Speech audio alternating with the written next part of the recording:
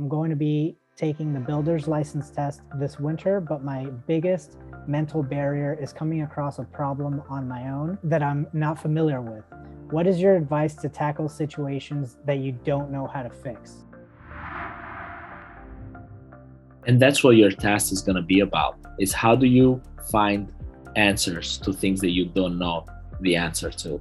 That's literally the whole theme about the task. Nobody knows all the books. There's 20 books, at least here in Florida. I don't know where you are, but there's like close to 20 books for the ones here down in Florida. So no one has all the answers. You're running a business. The fact that you're in construction, it does matter. It relates to the fact that what you're doing, but you're a business means that you're getting connections with people that have the answers, and you understand that you're only as successful as your team.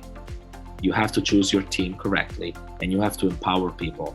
So for instance, let's say that you're going to fix a window that is leaking, and there is a leak and you cannot find where the leak comes from. Well, that's where your suppliers will come in handy. Maybe your suppliers for special caulking will come in handy. Just look at Tramco, which is like a waterproofing company. Go to their dealership website, get in touch with their sales rep. They'll put you in touch with the distributors, and maybe they'll be able to provide you some different details on how to waterproof the window so that it doesn't happen again.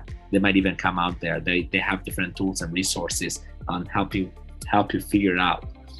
So you have to understand that you're a business owner. You have to understand and you have to accept the fact that you're not going to have all the answers, and that your job is not to have all the answers. Your job is to put the team together and find the answers.